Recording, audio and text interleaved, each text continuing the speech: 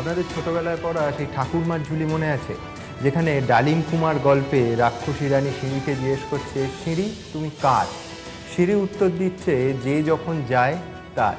আমাদের এই রাজ্য রাজনীতিতে যারা টেনিস বলের মতো একবার একোট একবার ওকোট করছেন, তাদের যদি জিজ্ঞেস করা যায়, দাদা আপনারা কার, যদি সত্যি কথা বলেন তাহলে বোধহয় উত্তরটা আসবে, যে যখন ক্ষমতায় তার।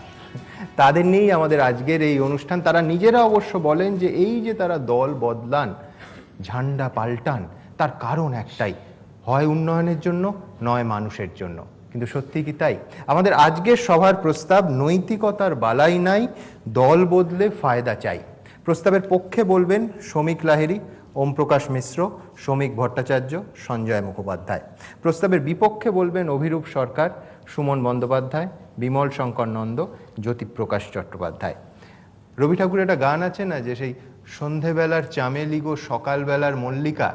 এই দাদাদের কিন্তু সত্যি সত্যি চেনা বড় মুশকিল। তবে তারা, ওই যে বললাম, তারা বলেন যে এই যে পথটা তারা ভুল করেন, সেই ভুলটা তারা শুধরে নেন মানুষের স্বার্থে। এবং শুধু ডানপন্থী দলে এই পাল্টাপাল্টি বদলা বদলি এগুলো হয় এমনটা নয়, বামপন্থী দলেও রীতিমতো দ্রুত হারে শুরু হয়েছে। আমার প্রস্তাবের পক্ষে প্রথম বক্তা বামপন্থী দল থেকে শ্রমিক লাহিড়ী। সুধীবৃন্দ, আলোচনার বিষয় নৈতিকতা এবং যে দলবদল হচ্ছে, অর্থাৎ উন্নয়নের যজ্ঞে যে ঝাঁপ দেওয়ার প্রবল প্রতিযোগিতা চলছে, তাতে নৈতিকতা কতটুকু আছে। আমাদের দেশে গণতন্ত্র যখন শুরু হয়, প্রথম নির্বাচনের প্রাক্কালে প্রথম প্রধানমন্ত্রী জওহরলাল নেহেরু তিনি একটা সচেতনতার বার্তা দিয়েছিলেন গোটা দেশের মানুষের কাছে, আগামী দিনের গণতান্ত্রিক ব্যবস্থার কাছে। If in our eagerness to win the election we compromise with something that is wrong, then we have lost the fight already, and it matters little who tops the poll. আজকে সেইখানে এসে দাঁড়াচ্ছি আমরা। আমাদের দেশে দলবদলের আটকানোর কোনো আইন ছিল না। 1985 সালে এই আইন তৈরি হলো, বিশেষ করে আমাদের দেশের পার্লামেন্ট ইত্যাদিকে সামনে রেখে। প্রথম দিকে প্রয়োজন পড়েনি, কারণ মূলত একদলীয় শাসন ছিল। কিন্তু জানেন যে 60-এর দশকের শেষে এমন নির্বাচন হলো, একসঙ্গে 16টা রাজ্যের নির্বাচন। তখন দিল্লিতে যারা শাসক দল, তারা বেশিরভাগ নির্বাচনে হারলেন। এই শুরু হলো আমাদের দেশে দলবদলের পালা। এবং একটা অদ্ভুত তথ্য, 67 সাল থেকে 71 সাল পর্যন্ত আমাদের দেশে 142 জন মাননীয় সাংসদ, 1900 জনের বেশি এমএলএ তারা দলবদল করেছিলেন। এবং দলবদলটা এমন জায়গায় পৌঁছেছিল যে হরিয়ানাতে একজন এমএলএ, তিনি এক বছরে 3 বার দল পাল্টেছিলেন। তার নাম ছিল গয়ালাল। সেই থেকে আয়ারাম আর গয়ারামের এই শব্দের সৃষ্টি। এখন আমাদের রাজ্য খানিকটা থেকে মুক্ত ছিল। আমরা গর্ব করে বলতাম, যে যে রাজনৈতিক দলই করি না কেন, আমাদের রাজ্যে আয়ারাম গয়ারামের সংখ্যা বড়ই কম। কিন্তু বর্তমান সরকারের অনেক কিছু পাল্টে দিয়েছেন, অনেক কিছু বদলে দিয়েছেন, তেমনি গণতন্ত্রের সংজ্ঞাটাও পাল্টে দিয়েছেন, বদলে দিয়েছেন। আমাকে মানুষ ভোট দিল কি দিল না এটা গুরুত্বপূর্ণ কথা নয়, আমাকে যেভাবে হোক ক্ষমতায় আসতেই হবে, ক্ষমতায় থাকতেই হবে। মানুষের ভোটের কোনো মূল্য নেই। এই যে দেখছেন না আপনারা, কিছুদিন আগে মেদিনীপুরে একটা পঞ্চায়েত সমিতি দখল করা হলো। কাদের নিয়ে দখল করা হলো? যাদের বিরুদ্ধে বর্তমান সরকারের পুলিশ খুনের মামলা রুজু করেছে। দল বদল তারা করলেন তৃণমূল অফিসে, এবং সরকারের মন্ত্রী শান্ত্রী সবাই উপস্থিত, তারা এফআইআরের আসামি। পুলিশ ঠুটো জগন্নাথ দূরে দাঁড়িয়ে আছে। অর্থাৎ শাসক দলের সঙ্গে যদি থাকেন, তৃণমূলের সঙ্গে যদি থাকেন, 7 খুন মাপ, আর যদি না থাকেন তাহলে খুনের মামলায় আপনার জেল। যেমন দেখলেন আপনারা কয়েকদিন আগেই বাঁকুড়াতে এই ঘটনা ঘটলো। একজন বামপন্থী এমএলএ, তাকে পুলিশ ডেকে বলছে, হয় তুমি তৃণমূলে যোগদান করো, আর তা না হলে তোমাকে টাকা দেওয়া হবে, তোমাকে অনেক পদ দেওয়া হবে, আর যদি না করো তাহলে পুলিশ তোমার পিছনে লাগবে। এবং সে রাত্রেই চলে গেল পুলিশ তার বাড়িতে, বলল তোমার বাড়িতে মদ তোমার ভাই বিক্রি করে, হয় তৃণমূলে আসো আর তা নইলে জেলে যাও। একেবারে পঞ্চায়েত থেকে শুরু করে লেজিসলেচার পর্যন্ত সব জায়গাতে এক চেহারা। কেন? যে কোনোভাবেই ক্ষমতা দখলের এই প্রয়াস। কি প্রয়োজন? আসলে এখানে উন্নয়ন রাজ্যের চলছে না, উন্নয়ন চলছে গুটিকতক ব্যক্তির, যারা সিন্ডিকেট চালিয়ে হোক অন্য যে কোনো ফর্মে হোক, যারা লক্ষ লক্ষ কোটি কোটি টাকা রোজগার করছেন, ফলে উন্নয়ন হচ্ছে এখানে কয়েকজন ব্যক্তির, যে কারণে আমাদের রাজ্যে সারদার মামলা, নারদার মামলায় 21 আইন চলে। এখানে যিনি চোরেদেরকে দেখিয়ে দেন তার বিরুদ্ধে পুলিশ মামলা করে, তাকে ডেকে পাঠায়, আর যারা চোর তাদেরকে স্যালুট ঠোকা হয়, তাদের পুলিশ স্যালুট ঠুকতে বাধ্য থাকে। আমাদের এখানে যারা বিভিন্ন অভিযোগে অভিযুক্ত এবং প্রায় দিনের আলোর মতো পরিষ্কার, যাদের বিরুদ্ধে অভিযোগ, তারা রাজ্য চালান, আর যারা তাদের বিরুদ্ধে কথা বলেন তাদেরকে বিধানসভার ভেতরে পর্যন্ত আক্রান্ত হতে হয়। অদ্ভুত এক 21 আইনের সরকার চলছে, যে 21 আইনের এক ব্যবস্থা চলছে, যার সঙ্গে আমাদের দেশের সংবিধান, তার মূল স্পিরিটের কোনো মূল্য নেই। আর কিছু বললেই বলছেন এই যে দলে দলে লোক আসছে, এই দলে দলে লোক তারা সব উন্নয়নের যজ্ঞে ঝাঁপ দিচ্ছেন। কি উন্নয়নের যজ্ঞ চলছে রাজ্য জুড়ে আপনারা দেখতেই পাচ্ছেন। শিল্প নেই, কলকারখানা নেই, কৃষক আত্মহত্যা করছে, কিন্তু উন্নয়ন চলছে। এই উন্নয়ন আর কেউ দেখতে পাচ্ছেন না। উন্নয়ন তারাই দেখতে পাচ্ছেন যাদের সিন্ডিকেটের খাতায় নাম তোলা আছে, আর যারা ক্ষমতার চারধারে ঘুরে বেড়াচ্ছেন। ফলে একদল লোভে এই বৃত্তের চারিদিকে ঘোরাফেরা করছেন, বৃত্তের অভ্যন্তরে প্রবেশ করে খানিকটা প্রসাদ লাভের আশায়। আর একটা অংশ, যাদের পয়সা দিয়ে টেনে আনা যাচ্ছে না, তাদের প্রশাসন অথবা দুর্বৃত্ত তাদের পিছনে লাগিয়ে দেওয়া হচ্ছে, যে কোনোভাবে হোক তাকে টেনে আনতে হবে, ক্ষমতা চাই। একটা পঞ্চায়েত সমিতি, ধরুন একটা হিসেব, যখন 2014 সালে এই আইনকে পাল্টে দেওয়া হলো পঞ্চায়েতের, সেই সময়তেই আমরা দেখেছিলাম 35% পঞ্চায়েত সমিতি চালাচ্ছে শাসক দলের বিরোধীরা, আর সেইটাকে এখন শূন্য করতে চাইছেন। তা গণতন্ত্রে আমরা তো শুনেছিলাম opposition is the beauty of democracy, আর এখন আমরা দেখতে পাচ্ছি যে শূন্য অপোজিশন এটাই হচ্ছে এই সরকারের মূল লক্ষ্য। অর্থাৎ সব ক্ষমতা দখল করো, একটা কন্ট্রাক্টও যেন আমার বাদ না যায়। একটা পঞ্চায়েত সমিতি, একটা পৌরসভা, একটা ওয়ার্ড, পঞ্চায়েতের একটা বুথ, তার কন্ট্রাক্টটাও যেন আমার মার না যায়। অর্থাৎ এখানে লুঠের উন্নয়ন হচ্ছে, ব্যক্তির উন্নয়ন হচ্ছে, রাজ্যের উন্নয়নটা লক্ষ্য নয়। আর এই উন্নয়নের যজ্ঞে লুঠের ভাগ তুমি পাবে যদি যোগদান করো, আর এই লুঠের ভাগ পাওয়ার জন্য তুমি যদি যোগদান না করো, তোমার জন্য অপেক্ষা করে আছে জেল যাত্রা। আর হবে না কেন? এই রাজ্যে এমন মন্ত্রীও আছেন যিনি একসঙ্গে দুটো পার্টি করেছেন, বিধানসভায় এক দল, কর্পোরেশনে আর এক দল। ফলে নৈতিকতা এদের নেই, এটা সর্বোচ্চ স্তর থেকেই নেই।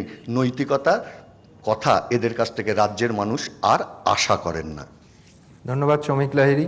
শ্রমিকবাবু, আইনের কথা বলছিলেন, আপনারা জানেন যে সংসদ বা বিধানসভায় দলত্যাগ বিরোধী আইনের যে ভূমিকা স্থানীয় স্তরে নির্বাচিত প্রতিষ্ঠানগুলিতে সেইভাবে কার্যকরী নয়, সুতরাং সেখানে কি কোথাও একটা ফাঁক থেকে যাচ্ছে? আমার পরের বক্তা যিনি, কোনো সন্দেহ নেই যে অনেক কটাক্ষ, অনেক রক্তচক্ষু, অনেক ব্যক্তিগত আক্রমণ সত্ত্বেও যিনি পরিবর্তনের সরকার আসার বহু বছর আগে নিজের অবস্থান স্পষ্ট করেছিলেন এবং বামেদের বিরুদ্ধে রাস্তাতেও নেমেছিলেন। আমার কৌতূহল অভিরূপ সরকারের কাছে যে যারা নন্দীগ্রাম কিংবা নেতাই সমর্থন করেছেন, তারা হয় 2011-র পর, নয় 2014-র পর, নয় 2016-র পর রাতারাতি তৃণমূল কংগ্রেস হয়ে গেছেন, যাদের কোনো মূল্য দিতে হয়নি, যাদের পথে কোনো কাঁটা ছিল না, শুধু গোলাপের পাপড়ি বিছিয়ে এগিয়ে চলেছেন, তারা যদি দলে ঢোকেন, যেটা ঢুকছেন আপাতত দেখা যাচ্ছে, তাতে কি দলের মঙ্গল হয়? অভিরূপ সরকার আমার বিপক্ষের প্রথম বক্তা। বিষয়টা নৈতিকতা বা নৈতিকতার অভাব। যে প্রস্তাবটা রাখা হয়েছে, যার বিপক্ষে আমি বলবো, সেই প্রস্তাবটা সর্বজনীন সত্য হতে পারে না। অর্থাৎ আমরা যদি বলি প্রত্যেকে অনৈতিক এবং প্রত্যেকে তাদের ব্যক্তিগত ফায়দার জন্য কাজ করেন, তাহলে সেটা যেমন সত্য নয়, আবার উল্টো দিকে কোনো অনৈতিক ব্যক্তি নেই এটাও সত্যি নয়। অর্থাৎ এই প্রস্তাবটা একটা ইউনিভার্সাল ট্রুথ হিসেবে দাঁড়ায় না, এটা আমার প্রথম বক্তব্য। কিন্তু এবারে যদি আরেকটু খতিয়ে দেখি ব্যাপারটাকে, ইউনিভার্সাল ট্রুথ বাদ দিলাম, বেশিরভাগ মানুষ কি নৈতিকতা দিয়ে চলেন? সেই প্রশ্নটা যদি করি, আমি বিষয়টাকে একটু অন্যভাবে দেখতে চাই। দল শুধু রাজনৈতিক নেতাদের কিন্তু নয়, দল সাধারণ ভোটারদেরও একটা পরিষ্কার ইডিওলজি থাকে, ভাবাদর্শ থাকে। প্রথমে তাদের কথা ভাবব। আমরা দেখেছি সিঙ্গুরে যখন টাটাদের আনা হলো, একটা জোর খাটিয়ে শিল্পায়ন করার চেষ্টা করা হলো, তখন শুধুমাত্র পশ্চিমবঙ্গের গ্রামবাসী নয়, পশ্চিমবঙ্গের শহরবাসীও কিন্তু তৎকালীন শাসক দলের বিরুদ্ধে ভোট দিলেন। কেন দিলেন? সেখানে তাদের কোনো স্বার্থ ছিল না। এটা মনে রাখতে হবে যে বাঙালি মধ্যবিত্ত নিশ্চয়ই শিল্প চায়, তাদের ছেলেমেয়েরা যাতে চাকরি বাকরি চায় সেটা তাদের কাম্য, কিন্তু তা সত্ত্বেও সিঙ্গুর আন্দোলনকে সমর্থন করে বাঙালি মধ্যবিত্ত, বাঙালি গ্রামবাসীও দিয়েছিলেন, কিন্তু বাঙালি মধ্যবিত্ত তৃণমূল কংগ্রেসের পক্ষে ভোট দিলেন। আমি বলবো এটা নৈতিক কারণে, এখানে কোনো ব্যক্তিগত স্বার্থ ছিল না।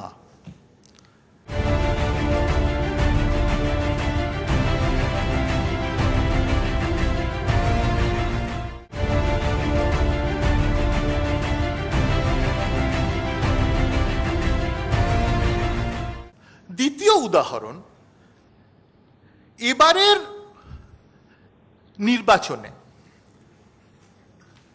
যদি দেখি 11 থেকে 16 অবধি যে কাজ হয়েছে, শ্রমিক বলেন উন্নয়ন হয়নি, মেজরিটি লোক নিশ্চয়ই তা মনে করছেন না।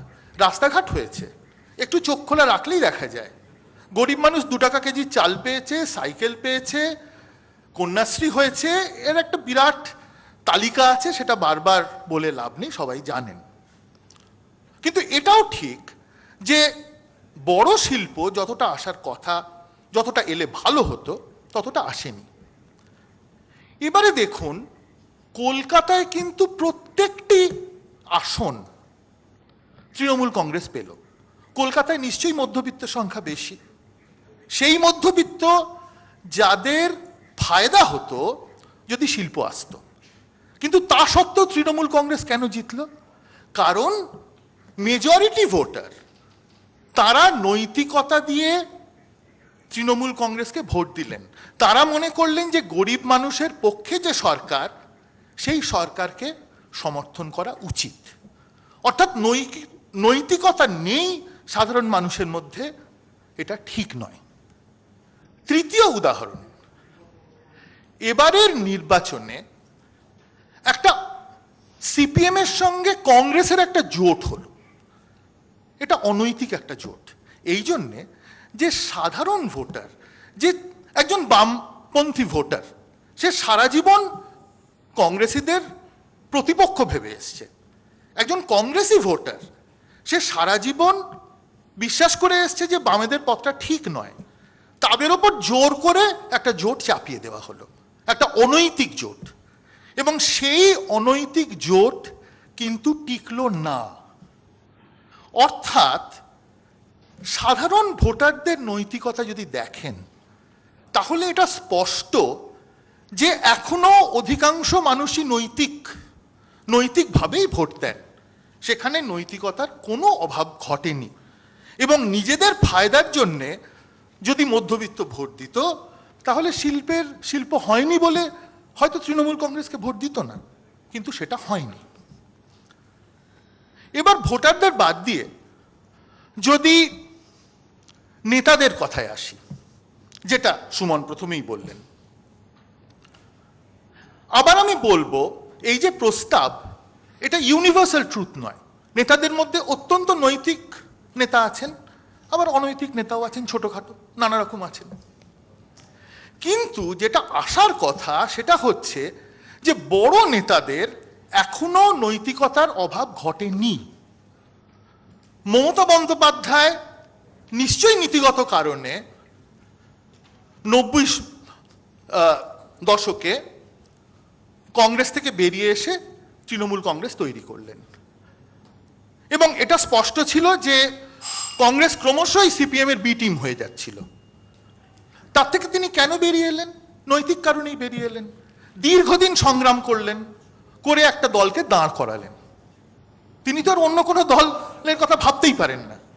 আবার উল্টো দিকে ভাবুন, বুদ্ধদেব ভট্টাচার্য কি তার সিপিএম ছেড়ে অন্য কোনো দলে যাবেন? কখনোই যাবেন না। অর্থাৎ যারা সত্যি বড় নেতা, যারা ম্যাটার করে, সত্যি কথা বলতে কি, তাদের মধ্যে নৈতিকতা যথেষ্টই বজায় আছে। ছোটখাটো ওই যে আয়ারাম গয়ারাম শ্রমিক বললেন, তাদের দিয়ে কিছু এসে যায় না। তাই বলবো নৈতিকতা আছে, ভোটারদের মধ্যেও আছে, বড় নেতাদের মধ্যেও আছে, এবং আমাদের গণতন্ত্র নৈতিকতার ওপরেই দাঁড়িয়ে রয়েছে। ধন্যবাদ। ধন্যবাদ অভিরূপদা। আমি শুধু প্রস্তাবের যেহেতু ক্লারিফিকেশনের একটা প্রয়োজন দেখতে পাচ্ছি, বলে নেওয়া দরকার যে যেহেতু দল বদলের ফায়দা আমাদের প্রস্তাবে রাখা হয়েছে, আমরা সাধারণ ভোটারদের নৈতিকতার দিকে ইঙ্গিত করিনি, একেবারে স্পষ্ট নেতাদের নৈতিকতার দিকে ইঙ্গিত করেছি। অনৈতিক জোটের কথা অভিরূপ সরকার বললেন। আমার পরের বক্তা ওম প্রকাশ মিশ্র, আমার শুধু এই প্রশ্ন থাকবে, হ্যাঁ যারা ভয় এবং প্রলোভন দেখাচ্ছেন, যারা দল ভাঙাচ্ছেন, আপনি নিশ্চয়ই বলবেন তারা খুব খারাপ, আমি মানলাম, কিন্তু যারা সেই ভয় এবং প্রলোভনের পথে পা বাড়াচ্ছেন তারা সবাই দোয়া তুলসী পাতা, এটা কি ধরনের যুক্তি? আর নেতাদের দলকে ধরে রাখার ধারাবাহিক ব্যর্থতাও তো রাজনৈতিক দলের ওপরই বর্তায়। বেনজলকে টিকিট দিলে সেই বেনজল এক দল থেকে আরেক দলে চলে যাবে, বেনজলকে টিকিট দেওয়ার দায়িত্ব তো দলেরই। আমার পক্ষের দ্বিতীয় বক্তা ওম প্রকাশ মিশ্র। নৈতিকতার বালাই নেই, দল বদলে ফায়দা চাই, এই প্রস্তাবের পক্ষে সমর্থন করে আমি কিছু কথা বলবো। ফায়দা তো চাই আমাদের, তোলাবাজির জন্য পারমিশন চাই, খুনের মামলা যদি হয়ে থাকে তাহলে সেখান থেকে মুক্তি চাই, কন্ট্রাক্টরের কাছ থেকে কমিশন যাতে নিতে পারি তার ব্যবস্থা চাই, সরকারি কাজকর্মে যাতে নাক গলাতে পারি, পুলিশ প্রশাসনকে কক্ষিগত করে নিজের আখের গোছাতে পারি, তার জন্য ফায়দা দরকার। আর ফায়দার জন্য প্রয়োজনে নীতিকে বিসর্জন দেব।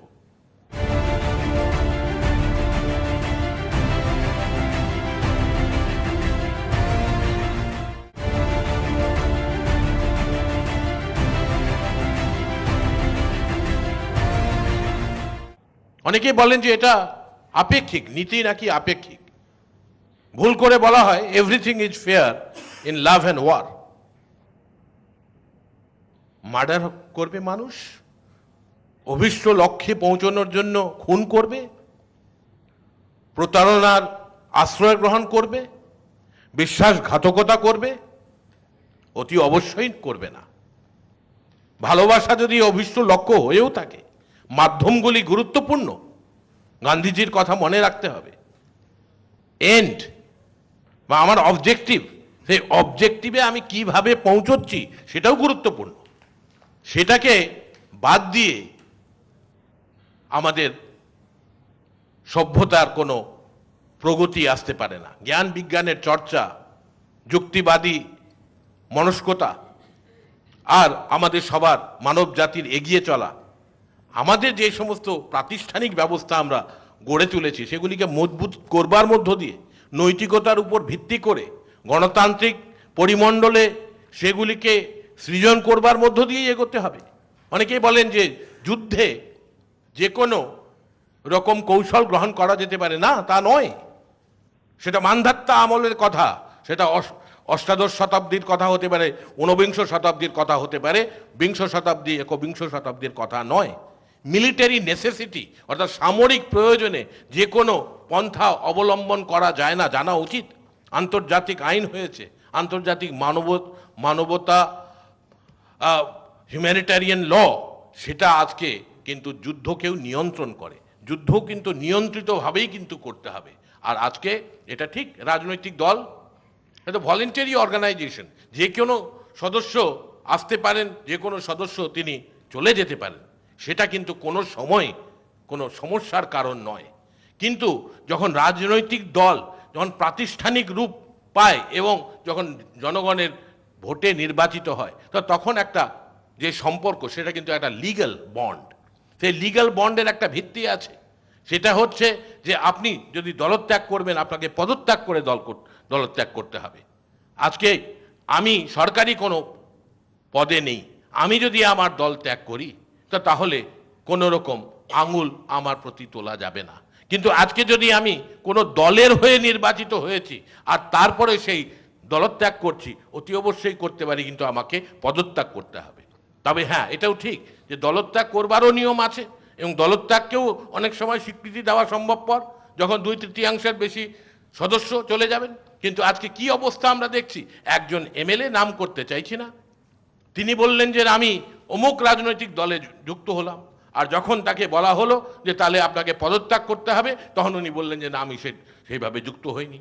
আমরা জানি যে আমাদের এখানে বড়জোড়ার এমএলএ, আমাদের সোনামুখীর এমএলএ এই পশ্চিমবঙ্গে, তারা সুস্পষ্টভাবে বলছেন যে তাদেরকে জোর করা হচ্ছে।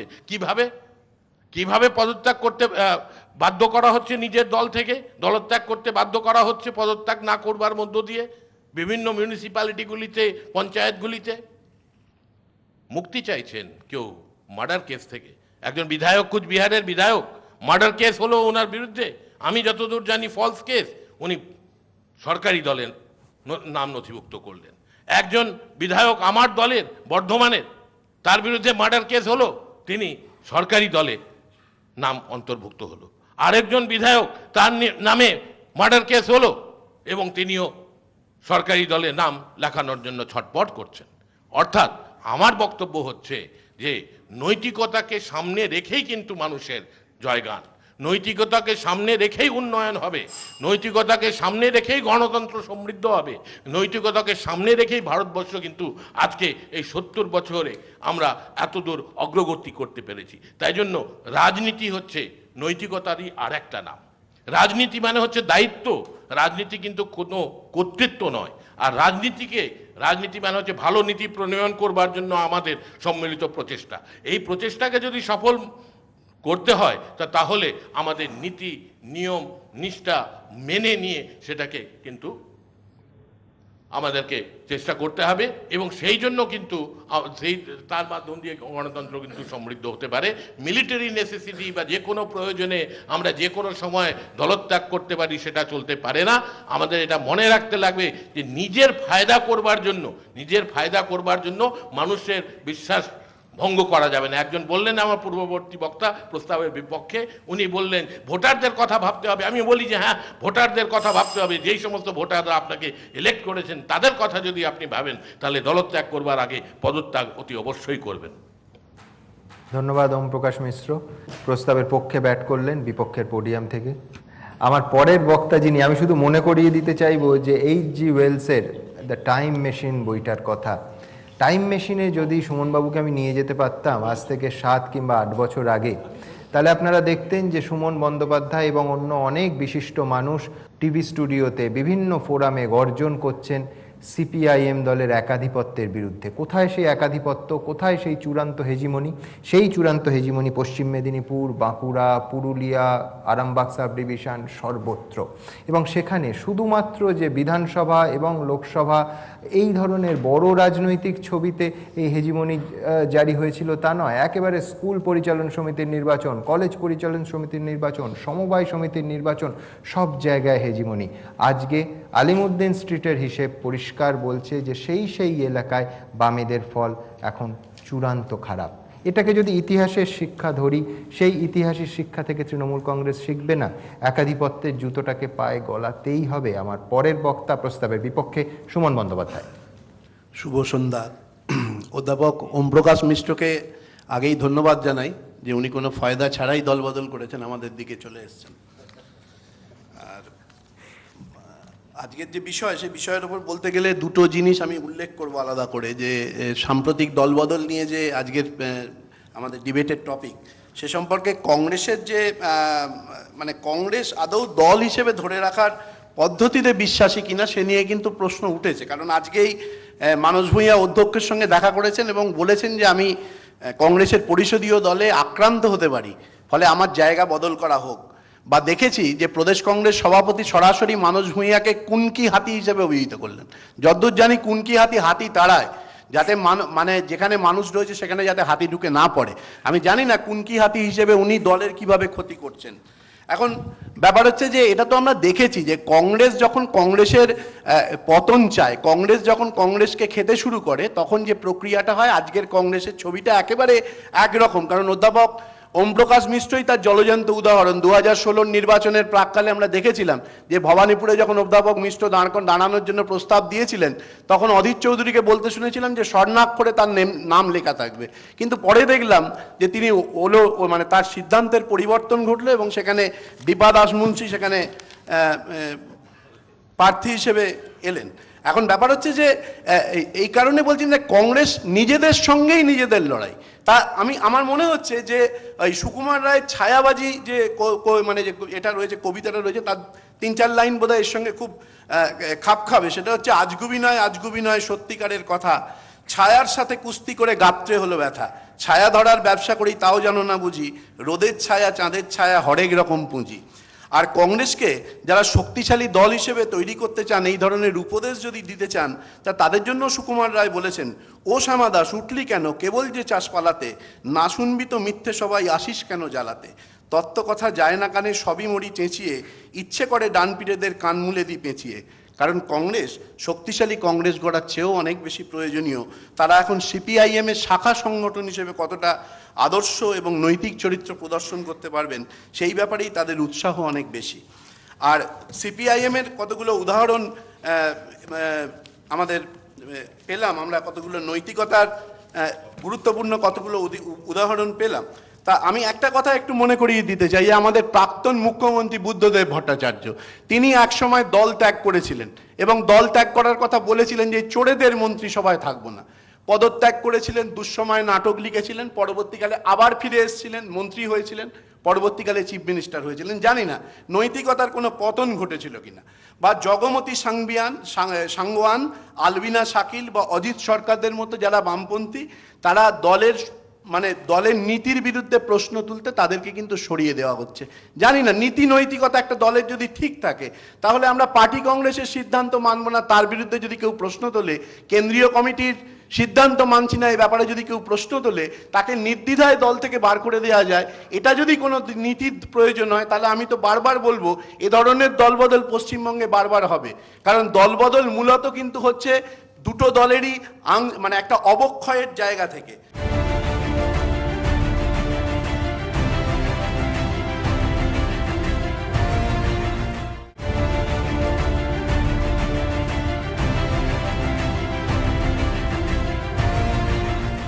আর একটা কথা উল্লেখ করা প্রয়োজন যে পশ্চিমবঙ্গের দলীয় মুখপত্র যেটা সিপিআইএম এর, তাতে 26/5/2016 একটা বিরাট বড় বিজ্ঞাপন প্রকাশিত হয়েছিল। প্রকাশিত বিজ্ঞাপনটা আর কিছুই নয়, নরেন্দ্র মোদী সরকারের 2 বছর পূর্তির বিজ্ঞাপন।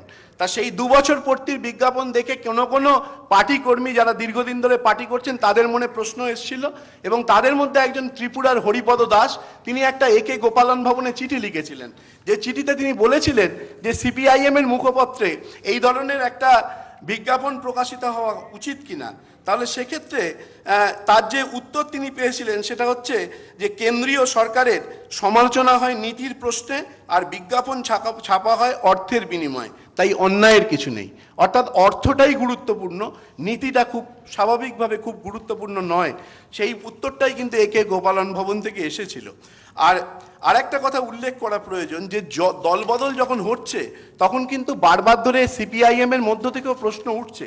আমরা ত্রিপুরার মুখ্যমন্ত্রী মানিক সরকারের কথা উল্লেখ করতে পারি, কারণ যখন নির্বাচন হয়েছে, নির্বাচন কেরালাতেও হয়েছে, একই সঙ্গে পশ্চিমবঙ্গেও হয়েছে। আমরা কেরালায় দেখেছি, সেখানে কংগ্রেসের বিরুদ্ধে তারা লড়াই করেছে, কেরালা সিপিআইএম নেতা তারা জোটের বিরুদ্ধে ছিলেন। আর পশ্চিমবঙ্গে সিপিআইএম নেতারা তারা 5 বছরের মধ্যে ক্ষমতায় ফিরতে হবে। মূল হচ্ছে ক্ষমতা দখল, নীতি আদর্শের কোনো ব্যাপার নেই। যারা আজকে নীতি আদর্শের প্রশ্ন তুলছেন, তাদের কাছে এই বিনীত প্রশ্নটা করে যেতে চাই যে যারা নীতি আদর্শ নিজের দল পরিচালনার ক্ষেত্রে প্রয়োগ করেন না, দলীয় কর্মী সমর্থকদের ক্ষেত্রে যারা নীতি আদর্শের কথা প্রয়োগ করেন না, তারা যদি নীতির কথা বলেন, খুব স্বাভাবিকভাবে মানুষের মনে প্রশ্ন ওঠে। তাই এই কথাটা ত্রিপুরার মুখ্যমন্ত্রী বলেছিলেন যে সিপিআইএম হচ্ছে ছাগলের তৃতীয় সন্তান।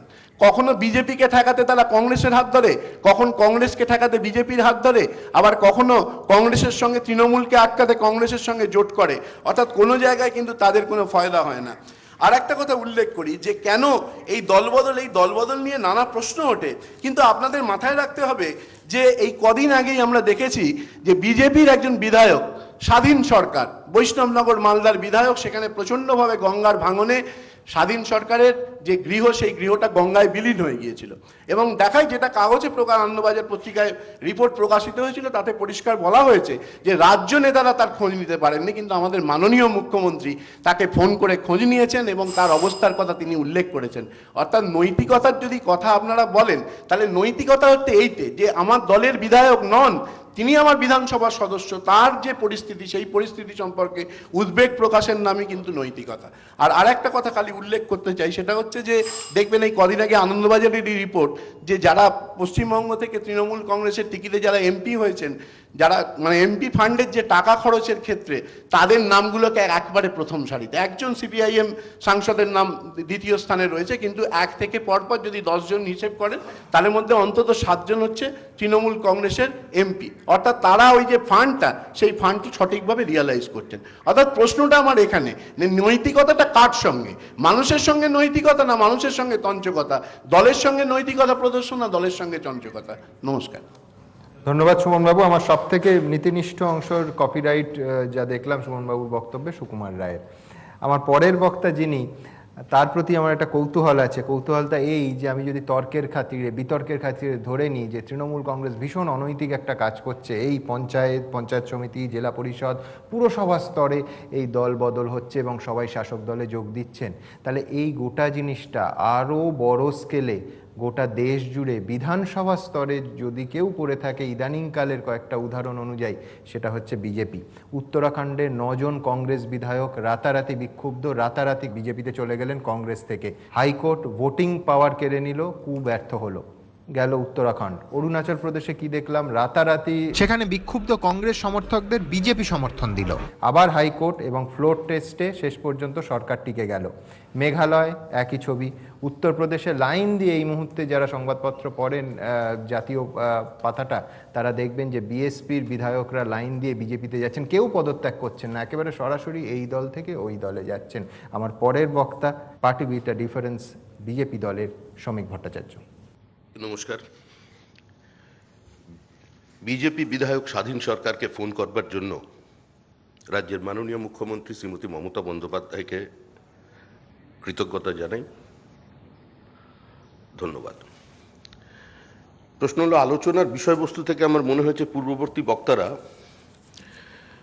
পশ্চিমবঙ্গের রাজনৈতিক মাটিতে যে সিপিএম কংগ্রেসের অনৈতিক জোট এবং বিগত 34 বছরের একটা মৃত সময়কেই একটু বেশি কাটাছেঁড়া করে ফেলেছেন।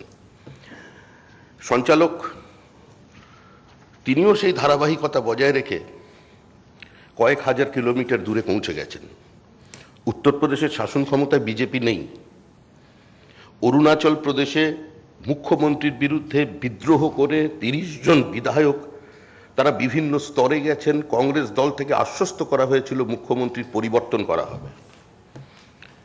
উত্তরাখণ্ডের যে ঘটনা, সেখানে যদি স্পিকার চাইতেন, সেখানে যদি কেন্দ্রীয় সরকার চাইতেন, তাহলে পরিস্থিতি আরো জটিল হয়ে যেত। যদিও আজকের দিনের ঘটনা নয়, প্রসঙ্গান্তরে একটু ফিরিয়ে নিয়ে যেতে চাই। 13 মাসের অটল বিহারী সরকারের পতন ঘটেছিল মাত্র একটি ভোটের ব্যবধানে গিরিধর গোমাঙ্গ, তদানীন্তন উড়িষ্যা সরকারের মুখ্যমন্ত্রীর বাসভবনে ছিলেন, দৈনিক বেতন নিয়েছেন। লোকসভায় পৌঁছে গিয়ে তিনি ভোট দিয়েছেন, 1 ভোটের ব্যবধানে সরকার পড়ে গিয়েছিল।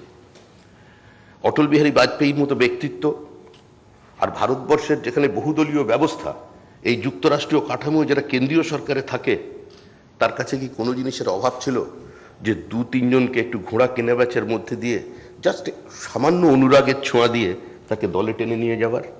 তিনি সেটা করেননি।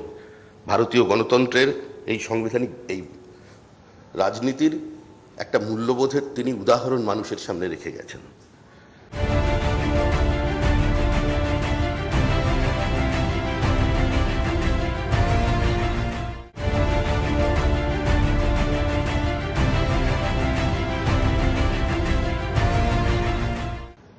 প্রশ্ন হলো, আজকের যে আলোচনার বিষয়বস্তু নৈতিকতা।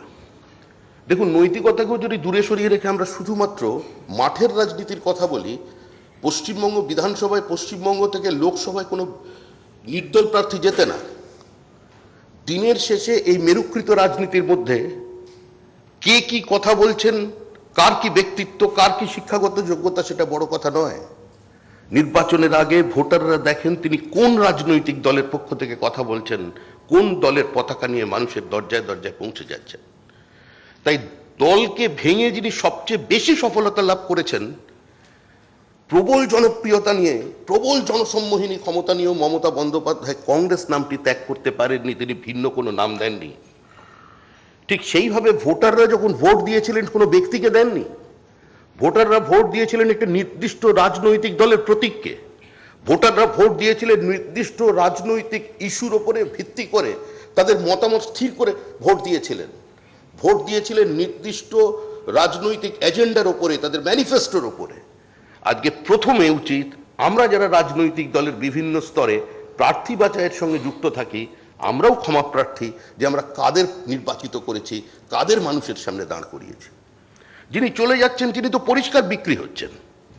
ওই উন্নয়নের কর্মযজ্ঞে সামিল হয়ে যাচ্ছি, কিংবা যে কোনো অবস্থায় আমার গণতান্ত্রিক মত প্রকাশ করবার অধিকার আছে গণতন্ত্রে, এই কথা বলে আমি ফ্লোর ক্রস করে যাব, এ তো কোনো সাধারণ ক্লাস 2 এর বাচ্চা ছেলেও আজকের দিনে বিশ্বাস করবে না।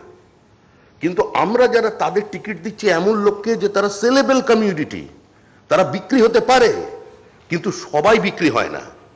গণতন্ত্রের মূল যে সৌন্দর্য সেটাই ধ্বংস হয়ে যাচ্ছে পশ্চিমবঙ্গে। আকাশে বাতাসে আগে একটাই শব্দ চলতো, জো জিতা ও সিকান্দার, জিততে হবে, যে কোনো মূল্যে জিততে হবে। তাই যে কোনো মানুষকে টিকিট দিয়ে দিতে হবে। যিনি আলোচনার সূচনার প্রথম বিরোধিতা করলেন অভিরূপ বাবু, তিনি ভোটারদের কথা বলছেন, নৈতিকতার কথা বলছেন। নিঃসন্দেহে আমরা 34 বছরের রক্তাক্ত ইতিহাসের কথা কেউ ভুলে যাবে না, কিন্তু কেউ যেন তপন দত্তর কথাও ভুলে না যায়, যে বালিজগাছার ওই দুর্ভেদ্য সিপিআইএম এর দুর্গের মধ্যে যিনি দাঁড়িয়ে সেখানে যে কোনোভাবে একসময় কংগ্রেস, তারপরে তৃণমূল কংগ্রেস পতাকাটিকে বাঁচিয়ে রেখেছিলেন। কিন্তু তাদের জায়গা এখানে নেই। জো জিতা ও সিকান্দারের এই তত্ত্বে যে বিরোধী দলের প্রার্থীরা বিভিন্ন স্তরে জিতেছেন, সেখানে যারা তৃণমূল কংগ্রেসের প্রার্থী ছিলেন তাদের ভূমিকা কি হবে? তাহলে ওই ধরে নিতে হবে জো হারাও বান্দার, যে আজকে তাদের কোনো মূল্য নেই, দলে কোনো মূল্য নেই, ব্যবস্থার মধ্যে কোনো মূল্য নেই। সে যে তার দলীয় প্রতীক নিয়ে, তার নেত্রীর ছবি নিয়ে নির্বাচনে ওই অনৈতিক জোটের বিরুদ্ধে, কিন্তু আমাদের বিজেপির মতো একটা পশ্চিমবঙ্গের ছোট রাজনৈতিক দলের বিরুদ্ধে লড়াই করেছিলেন, তার দলের প্রতি কোনো আস্থা ছিল না, তার কোনো মর্যাদা নেই দলে। যে কোনো মূল্যে হেজিমনিকে এস্টাবলিশ করতে হবে, কোনো বিরোধী কণ্ঠস্বর থাকবে না। আমার সবটাই চাই, আমার গাছেরটাও চাই, নিচেরটাও চাই। আমার প্রত্যেকটা মিউনিসিপ্যালিটির প্রত্যেকটা ওয়ার্ড আমাকে জিততে হবে, আমাকে প্রত্যেকটা বিশ্ববিদ্যালয়ের প্রত্যেকটা স্তরে সেখানে আমায় কথা বলতে হবে। সমস্ত জায়গায় অটোনমিকে ধ্বংস করা হচ্ছে। আজকে ভোটারদের সঙ্গে বিশ্বাসঘাতকতা করা হচ্ছে, বেইমানি করা হচ্ছে জনাদেশের সঙ্গে, তাদের মতাদেশের সঙ্গে। কিন্তু আজ স্পিকারের রোল নিয়ে যদি প্রশ্ন উঠি, আজকে নির্বাচন কমিশন আমরা যারা জিতি কিংবা আমরা যারা হারি, জেতার পরে তাদের একটা সার্টিফিকেট দেন। তাহলে অনেকে এখন মনে করছেন যে নির্বাচন কমিশনের হাতে দায়িত্ব তুলে দিতে হবে, যে যারা ইলেক্টেড মেম্বার্স আছে ভবিষ্যতে তারা 5 বছর থাকবে কিনা, বা তাদের ফ্লোর ক্রস করাটা নৈতিক হয়েছে কি অনৈতিক হয়েছে, আইনসিদ্ধ হয়েছে কিনা সেটা সিদ্ধান্ত নেবে তাহলে নির্বাচন কমিশন। তখন প্রশ্ন উঠবে যে পার্লামেন্টারি সভরেনিটি এতে নষ্ট হয়ে যাবে, সেই সার্বভৌমত্ব নষ্ট হয়ে যাবে।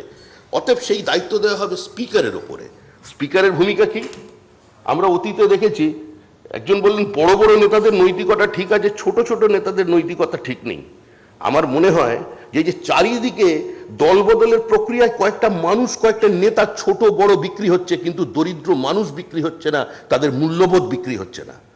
যারা দলের প্রতীকটা দেওয়ালে আঁকেন, প্রচন্ড গ্রীষ্ম বর্ষার মধ্যে দাঁড়িয়ে রং বেরঙের তুলিতে নেতাদের নাম তুলে ধরেন, তারা বিক্রি হচ্ছেন না, তারা নেতার সঙ্গে দল ছেড়ে চলে যাচ্ছে না। নির্বাচনের পরে সেটা প্রমাণ হবে। কিন্তু স্পিকারের ভূমিকা কি? আমরা যদি বামফ্রন্ট জমানায় দেখি, বামফ্রন্ট জমানায় তখন দেখেছিলাম যে সোমেন মিত্র এবং সুদীপ বন্দ্যোপাধ্যায়ের ক্ষেত্রে এক ধরনের স্ট্যান্ড নেওয়া হয়েছে। আবার সুব্রত মুখোপাধ্যায়ের ক্ষেত্রে তিনি যখন একই সঙ্গে, কারণ তার মতো বর্ণময় রাজনৈতিক চরিত্র কেউ নেই, তিনি আলোচনা করতে করতে চলে যান, মানে বাংলার রাজনীতির মেসি, তার ক্ষেত্রে কিন্তু কেউ কোনো ব্যবস্থা গ্রহণ করতে পারেননি। অতএব এই অবস্থানের মধ্যে দাঁড়িয়ে আমার মনে হচ্ছে বিধানসভাটা পড়ে আছে, রাজনীতিটাই শুধু নেই। ধন্যবাদ। ধন্যবাদ শ্রমিক। আমি প্রথমেই অভিনন্দন জানাবো, তার কারণ এই প্রথম একজন বক্তা তার আশঙ্কা একেবারে স্পষ্ট ভাষায় ব্যক্ত করেছেন যে নেতারা বিক্রি হয়ে যাচ্ছেন, সেলেবল কমোডিটি হয়ে যাচ্ছেন। তবে আরেকটা অংশের অনৈতিক ঘটনা যদি কয়েক হাজার কিলোমিটার দূরেও হয়, তাও নিশ্চয়ই আমাদের আলোচনার পেরিফেরির মধ্যে আসবে। আমার পরের বক্তার কাছে আমার একটা সাধারণ ছোটবেলার কৌতূহল থাকবে যে ময়দানে দলবদল নিয়ে 9-এর দশক অবধি আমরা প্রচুর হইচই করতাম, সেখানে একেবারে রুদ্ধশ্বাস উত্তেজনাপূর্ণ নানা ঘটনা ঘটতো। আমার মনে আছে যে কৃষাণু দেখে সই করানোর আগে পল্টু দাস নাকি তার বাড়ির সামনে 3 দিন ধরে পাহারা দিয়েছিলেন। আবার কৃষাণু বিকাশকে অফিস যাওয়ার পথে মোহনবাগান কর্তারা নাকি অপহরণ করেছিলেন, রাত্রিবেলা তার স্ত্রী পার্ক স্ট্রিট থানায় গিয়ে এফআইআর অবধি করতে হয়েছিল, গভীর রাতে তারা ফিরে আসেন। তো বিমলদা আমার পরের বক্তা প্রস্তাবের বিপক্ষে বলবেন। আমার শুধু এই প্রশ্ন থাকবে যে এই রুদ্ধশ্বাস উত্তেজনার সময়টা ময়দানি রাজনীতি থেকে এবার কি রাজ্য রাজনীতিতে চলে এলো?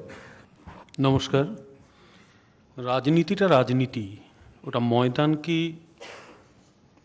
পার্লামেন্ট তার মধ্যে খুব একটা পার্থক্য হয় না।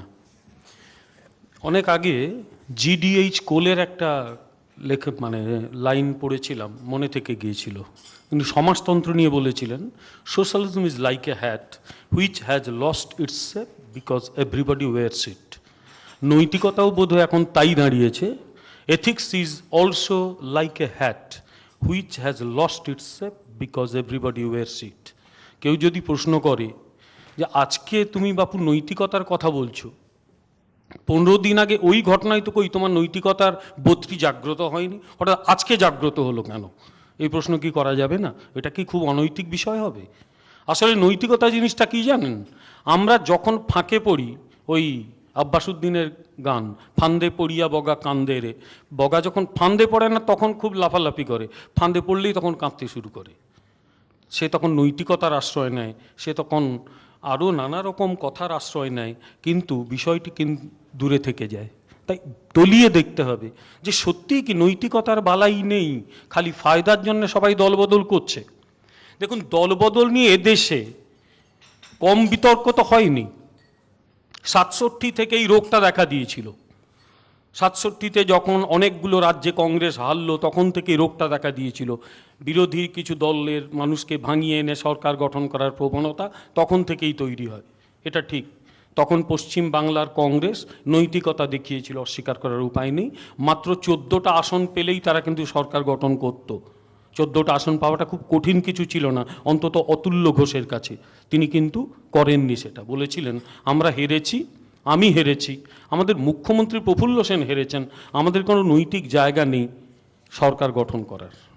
উল্টো দিকে দেখুন, কংগ্রেস দল থেকে বেরিয়ে এসেছিলেন অজয় মুখোপাধ্যায়। কিছুদিন আগেও বামপন্থীদের কাছে যে কংগ্রেস, তখনও কংগ্রেস দল সম্পর্কে একটি বুর্জোয়া ফ্যাসিস্ট শক্তি, সেই দল থেকে বেরিয়ে এলেন একজন, তাকে নিয়ে সরকার দিব্যি গঠন করলো সিপিএম। নৈতিকতায় বাঁধল না? প্ল্যান ছিল অন্য। একবার সরকারে গেলে এ রাজ্যের প্রশাসনে ঢুকবো, প্রশাসনে ঢুকলে ওদের সেই অনেক আগে 47-এর একটা কথা ছিল, to wreck it from within, ভেতর থেকে এটাকে শেষ করব। সেই কাজ করে গেছেন। 67 থেকে তো আরও ফায়দা, পুরো কবজায় এলো প্রশাসন, এবার দে শেষ করে। পঞ্চায়েত এলো। আচ্ছা, আমি 81 সালের একটা আনন্দবাজার পত্রিকার লেখা গতকাল একজন আমাকে দিল। আমি প্রায়ই পুরনো কাগজ ওল্টাই, একটু নস্টালজিক ফিলিং হয় বলে। 90-এর দশক, 2000, 2001, 2002 যদি চান আমি একদম লিস্ট করে দিয়ে দেবো বিরোধী পঞ্চায়েতগুলোকে কিভাবে পিটিয়ে পিটিয়ে নিজের নিয়ন্ত্রণে আনা হতো। ওটা নৈতিক ছিল না? এখন যদি কোনো মানুষ বলে না আমি স্বেচ্ছায় যাচ্ছি, খুব অনৈতিক হবে, তখন নৈতিকতার প্রশ্ন তুলবেন। তাহলে আয়নার সামনে দাঁড়িয়ে প্রশ্ন করেন না কেন যে এই লোকগুলোকে আমি কেন ধরে রাখতে পারছি না? কোথায় আমার মতাদর্শের ঘাটতি রইল? ছোটবেলা থেকে তো শুনে এসেছিলাম, গ্রামে জন্ম, গ্রামে বড় হয়েছি, চাকরি সূত্রে কলকাতায় থাকি, উভয় জায়গার মানুষদের কথাবার্তা তো কিছুটা আমি বুঝি, অনেকের চেয়ে ভালো বুঝি। শুনতাম কথা যে বামপন্থা নাকি এমন আদর্শ যার জন্য মানুষ তার জীবন দিয়ে দেবে ইত্যাদি ইত্যাদি। সে বামপন্থী থেকে দলে দলে চলে যাচ্ছে কেন? প্রশ্ন একবারও করবেন না, কোথায় আপনাদের মতাদর্শের ঘাটতি? নিশ্চয়ই কোথাও ঘাটতি আছে যার জন্য এই মতাদর্শের প্রতি মানুষের কোনো টান নেই। আপনারা তো নিজেরাই তৈরি করেছেন। আচ্ছা বলুন তো, বামপন্থীরা চিরদিন, যারা সত্যিকারের বামপন্থী এখনো বিশ্বাস করে যে সমাজ বদলাবে, যারা বিশ্বাস করে, ভুল বিশ্বাস করতেই পারে কিন্তু বিশ্বাস করে, যে বিশ্বাস নিয়ে মানুষ দলে দলে ঝাঁপিয়েছে, আন্দোলন করেছে। আমাদের দেশে করেছে, প্রাক্তন সোভিয়েত ইউনিয়নে করেছে, চীনে করেছে, ভুল হোক ঠিক হোক করেছে তো। কোথায় তার ঘাটতি? যখন কংগ্রেসের সঙ্গে অ্যালায়েন্স করেছিলেন, এই নিয়ে প্রচুর আলোচনা হয়েছিল, হয়ে গেছে, এখানেই হয়েছে, আমি ডিটেলে যাব না। সেই মানুষের কাছে প্রশ্ন আসবে না যে এই দলটা কেন করলাম এতদিন, তারপর সেই দল যদি একাজ করে আমি কেন এই দলে থাকবো? তাহলে শুধুমাত্র ফায়দার জন্য এই দলবদল ধরবেন? আবার এটাও ধরবেন না, ধরুন জাতীয় কংগ্রেসের কথা সুমন অনেক বলে গেছে, আবার বলবো না বেশি, শুধু একটা বলি। জাতীয় কংগ্রেসের একজন নির্বাচিত বিধায়ক কোনোদিন কিন্তু দল বদলাননি, মানস ভূঁইয়া। আমি মানস ভূঁইয়ার ভক্ত নই, কোনোদিন তার সঙ্গে আমার দেখাও হয়নি, আলাপও হয়নি। সত্যিটা হচ্ছে তিনি কোনোদিন দল বদলাননি। তাকে স্পিকার একটি বিশেষ কমিটির চেয়ারম্যান করেছেন, পাবলিক অ্যাকাউন্টস কমিটির। তার প্রতিবাদে তার দলের সদস্যরাই বেরিয়ে যাচ্ছে বিধানসভা থেকে, অন্যভাবে সামলানো যেত না। আর কারা তাকে জ্ঞান দিচ্ছেন, শিক্ষা দিচ্ছেন? তারা নিজেরা শুধু দল বদলাননি, যারা সৎ মানুষকে দল থেকে তাড়িয়েছেন। মনে পড়ছে না অতীশচন্দ্র সিংহকে কিভাবে তাড়িয়ে দেওয়া হয়েছিল? তাকে, তিনি কংগ্রেসের টিকিটে দাঁড়িয়েছেন, তার বিরুদ্ধে আরেকজনকে দাঁড় করিয়ে তাকে হারানো হলো, এবং অদ্ভুত দল, সেই লোকের বিরুদ্ধে কোনো অ্যাকশন নেওয়া হলো না। তিনি পরবর্তীকালে বিশাল নেতা হয়ে গেলেন, রাগে ঘেন্নায় অতীশচন্দ্র সিংহ দল ছেড়ে চলে গেলেন, কোনোদিন ফেরেননি ওই দলে। তারা এখন নৈতিকতার প্রশ্ন করছেন।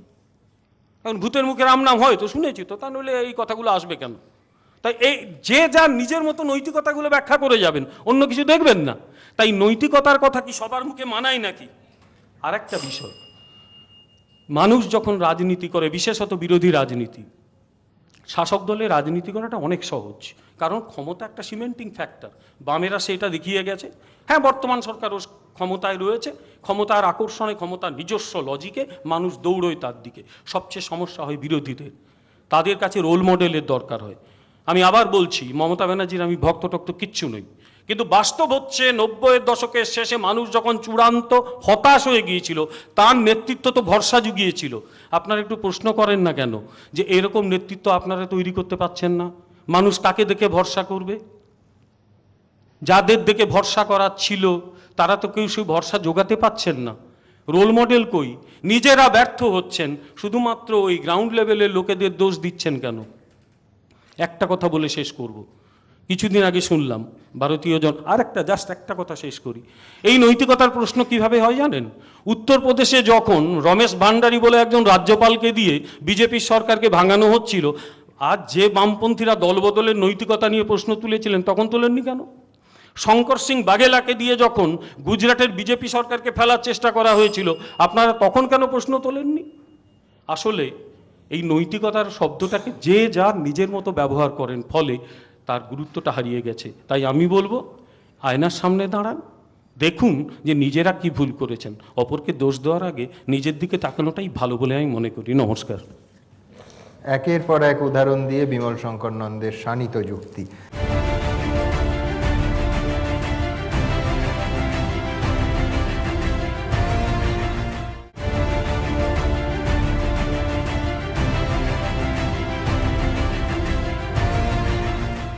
আমার পরের বক্তা সঞ্জয় মুখোপাধ্যায়। আমার শুধু ভোটার হিসেবে আপনার কাছে প্রশ্ন থাকবে, যেটা হচ্ছে ওই সুকুমার রায় খানিকক্ষণ আগে সুমনবাবু বলছিলেন, ছিল রুমাল হয়ে গেল একটা বেড়াল, কিন্তু কোন জাদুতে হলো বোঝা যাচ্ছে না। রাতারাতি সব কাকেরা কোকিল হয়ে যাচ্ছে।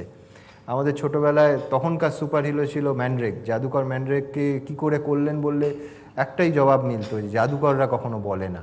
এটা কোন জাদু, সাহিত্য বা সিনেমার কোন ম্যাজিক রিয়েলিজম, যাতে একজন ভোটার যে পার্টির নেতাকে নির্বাচিত করলো, যে সিম্বলটা দেখে ভোট দিল, রাতারাতি দেখলো সেই নেতা নির্বাচিত হয়ে পদত্যাগ না করে আরেকটা দলে চলে গেল, সিম্বলটা পাল্টে গেলেন, মানুষটি এক রইলেন। ভোটারদের, সাধারণ ভোটারদের কি প্রতারিত করা হচ্ছে না? সঞ্জয়বাবু, পক্ষের পরের বক্তা। সমবেত সুধীজন, সুমন যখন আমাকে বলার জন্য আমন্ত্রণ জানিয়েছিলেন, আমার একটু আপত্তি ছিল, কারণ আমি ভাবছিলাম, নিজের মতো করেই ভাবছিলাম যে রাজনীতি ঠিক আমার বিষয় নয়, এবং এই বিষয়ে আমি কী বলবো। এতক্ষণ পর্যন্ত কথা শুনতে শুনতে আমি আরও ক্লান্ত হয়ে পড়েছি। আমি দেখলাম যে নৈতিকতা শব্দটাকে অপব্যাখ্যা করাটা বড় কথা নয়, বা শব্দটাকে খুব সাধারণ মানে নামিয়ে আনাটা বড় কথা নয়। শব্দটা কি করণীয় এবং কি অকরণীয় এর মধ্যে সীমাবদ্ধ হয়ে গেছে। কিন্তু আরও আমি ভাবলাম, যেহেতু আমার দীর্ঘদিনের বন্ধু অভিরূপ সরকারের কথা শুনতে শুনতে আমি ভাবছিলাম যে আজ থেকে 450 বছর আগে ডেনমার্কের যুবরাজকে তার মন্ত্রী প্রশ্ন করেছিলেন, what you read my lord? Words, words, ওয়ার্ডস।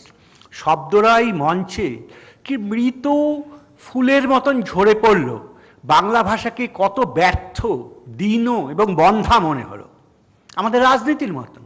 সুমন যে জিজ্ঞেস করছেন ঠিকই, যে আমাদের মতন যারা আপাতভাবে রাজনীতির বাইরের লোক, তারা যখন খবরের কাগজ পড়ি, দেখি একজন বা দুজন হ্যামেলিনের বাসিওয়ালা নদীর পাড়ে দাঁড়িয়ে আছেন এবং সহস্র সহস্র বঙ্গবাসী বা তাদের প্রতিনিধিরা ইঁদুরের মতন সর্বনাশের পাড়ে দাঁড়িয়ে, সেই বাঁশি থেকে একটাই সুর বেরোয়, সেটা উন্নয়ন। এই উন্নয়নের ব্যাখ্যা কি, গণিত কি, তত্ত্ব কি, আজকাল আর সেটা দেওয়ারও কোনো প্রয়োজন নেই। এটা একটা পাসওয়ার্ড, যেটা না খুললে কম্পিউটার, যেটা না বললে কম্পিউটার খোলে না।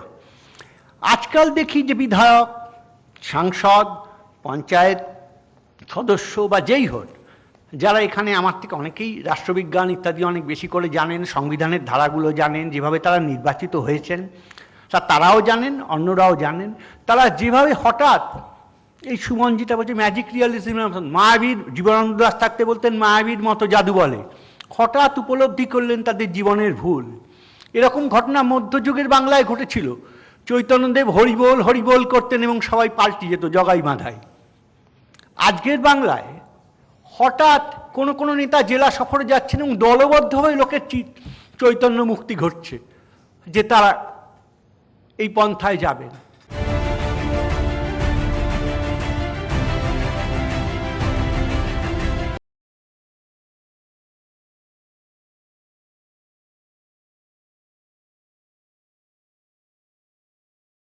এরকম ঘটনা মধ্যযুগের বাংলায় ঘটেছিল। চৈতন্যদেব হরিবোল হরিবোল করতেন এবং সবাই পাল্টে যেত জগাই বাঁধাই। আজকের বাংলায় হঠাৎ কোনো কোনো নেতা জেলা সফরে যাচ্ছেন এবং দলবদ্ধভাবে লোকের চৈতন্য মুক্তি ঘটছে যে তারা এই পন্থায় যাবেন। এখন মুশকিল হচ্ছে এই যে চৈতন্য মুক্তিটা ঘটছে, আমার বক্তব্য পন্থা নিয়ে নয়। কেউ এটা হতেই পারে, এককালে কংগ্রেস করতেন, পরবর্তীকালে কমিউনিস্ট পার্টিতে এসছেন, হতে পারে একে পালান এসছিলেন। এ তো হতেই পারে যে কংগ্রেস রাজনীতি করি, কংগ্রেস সভাপতি, কিন্তু আমার মনে হচ্ছে কংগ্রেসের কর্মপন্থা ঠিক না, আমি ফরওয়ার্ড ব্লকে চলে গেলাম। সুভাষ বসুর থেকে নৈতিক বাঙাল চেতনা সম্পন্ন বাঙালি আর কে? আমরা রাজনীতি দেখেছি এবং রাজনীতির উদ্দেশ্য কি আমি এক্ষুনি ভাবছিলাম যে রাজনীতিকে আমরা কোন স্তরে নামিয়েছি। বাহিয়া এলো কারা, মা কাঁদিছে পিছে, প্রেয়সী দাঁড়ায় দাঁড়িয়ে নয়ন মুদিছে, বিচ্ছেদের হাহাকার, ঝড়ের গর্জন মাঝে বিচ্ছেদের হাহাকার বাজে, ঘরে ঘরে শূন্য হলো আরামে শয্যাতল, যাত্রা করো যাত্রী দল, উঠেছে আদেশ, বন্দরের কাল হলো শেষ। আমি এই কথা বলতে পারছি কারণ আমার পরিবারে একজন আন্দামান ফেরত ছিলেন। রাজনীতি আমরা যখন শুরু করেছিলাম, তার যে নৈতিকতা, এই শব্দটাকে ব্যবহার করা হচ্ছে পলিসি হিসেবে, এটা একটা প্রাথমিক ভুল আছে। নৈতিকতা মানে হচ্ছে দার্শনিক অর্থে জীবন লইয়া কি করিব, ওই জীবন লইয়া কি করিতে হয়। সেটা যদি শুধুমাত্র পাবলিক অ্যাকাউন্টস কমিটির চেয়ারম্যানশিপ হয়, বা সেটা যদি কোনো কোনো নির্দিষ্ট কমিটি, কোনো কোনো নির্দিষ্ট পদ, ক্ষমতা তার জায়গায় যায়, তার থেকে দুর্ভাগ্য আর কি হতে পারে? সুমন আমাকে বলছেন ম্যাজিক রিয়ালিজম, উনি একটা নিজের মানে পরিচালক হিসেবে বক্তব্যে হেজিমানি শব্দটা ব্যবহার করেছেন। এই হেজিমানি সিঙ্গুর নন্দীগ্রামের পরে খুব জনপ্রিয় হয়ে ওঠে আন্তোনিও গ্রামসির ধারণা। আন্তোনিও গ্রামসিকে যখন আদালতে বিচার করা হচ্ছিল, ধৈর্য হারিয়ে পাবলিক প্রসিকিউটর, মুসোলিনির পাবলিক প্রসিকিউটর পরিষ্কার বলেছিলেন যে এই মাথাটি যাতে আগামী 20 বছর কোনো কাজ না করতে পারে সেটা আমরা দেখতে চাই। বাঙালির দুর্ভাগ্য হচ্ছে, গত 100 বছরের মধ্যে সবচেয়ে বড় দুর্ভাগ্য হচ্ছে বাঙালি মস্তিষ্ক শূন্য হয়ে পড়েছে। এটা যদি শুধু এমএলএ এমপিদের নিয়ে হতো আমাদের চিন্তা থাকতো না। রাজনীতি অনেক দিন ধরে খুব ঘৃণিত পেশা হিসেবে বিবেচ্য হচ্ছে। আমরা জানি অনেক দিন ধরে রাজনীতিতে সেই অর্থে যোগ্যতা সম্পন্ন বাঙালি যায় না, যেটা স্বাধীনতার আগে যেত, স্বাধীনতার পরের 2 দশকেও যেত। যায় তারাই যাদের অন্য কোনো যোগ্যতা নেই, এরকম লোভনীয় পেশা আর নেই, এবং রাজনীতিকদের নিয়ে আমার চিন্তা নেই, কিন্তু চিন্তা হচ্ছে দেশের যারা চৈতন্য, বাঙালিদের সব হারানোর পরেও আর্থিক ক্ষমতা হারিয়ে গেল, রাজনৈতিক ক্ষমতা হারিয়ে গেল, এমনকি দেশ বিভক্ত হয়ে গেল, তারপরেও তাদের গর্ব ছিল তাদের সাংস্কৃতিক চৈতন্য নিয়ে। যেটা আমি দল বদল দেখি, সেটা আমি দেখি ওমা সরকার বদলের সঙ্গে কবিতার কি বদল হয়?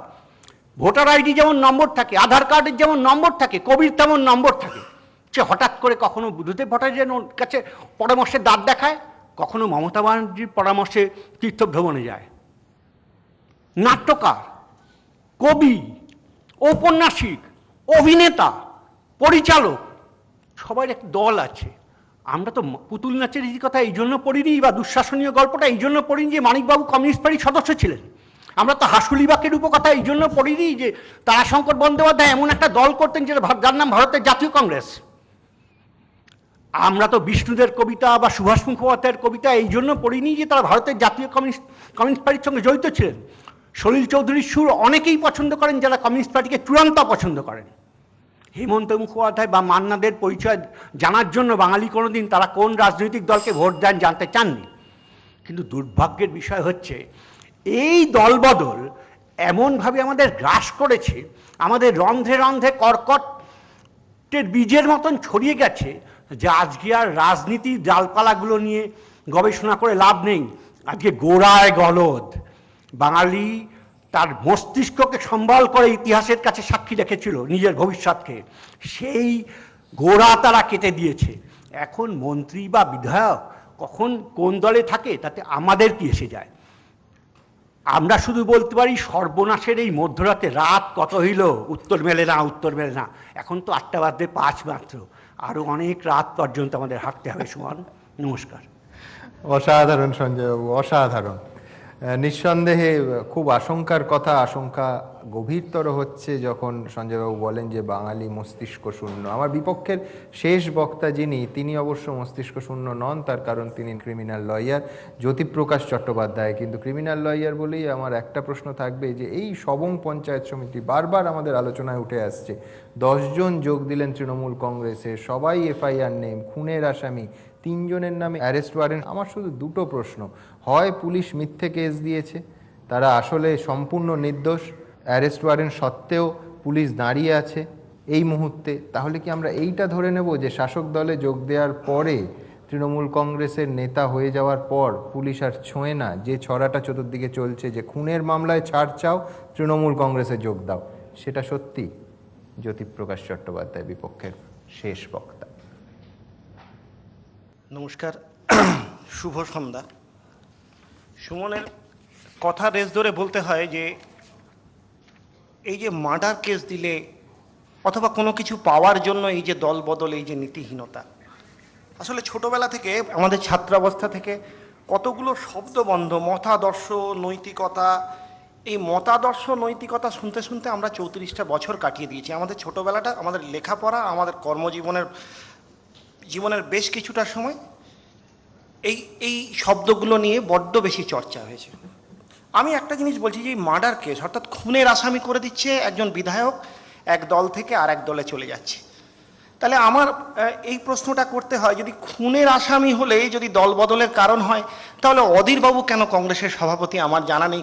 আমি যতদূর জানি যে পশ্চিমবাংলার যে কজন রাজনৈতিক নেতা আজকে স্বীকৃত রাজনৈতিক নেতা, তার আমার মনে হয় যে সংখ্যার বিচারে খুনের আসামি হিসেবে অধীরবাবু মনে হয় সবার থেকে এগিয়ে। আর উন্নয়ন সত্যি চোখে পড়ছে না।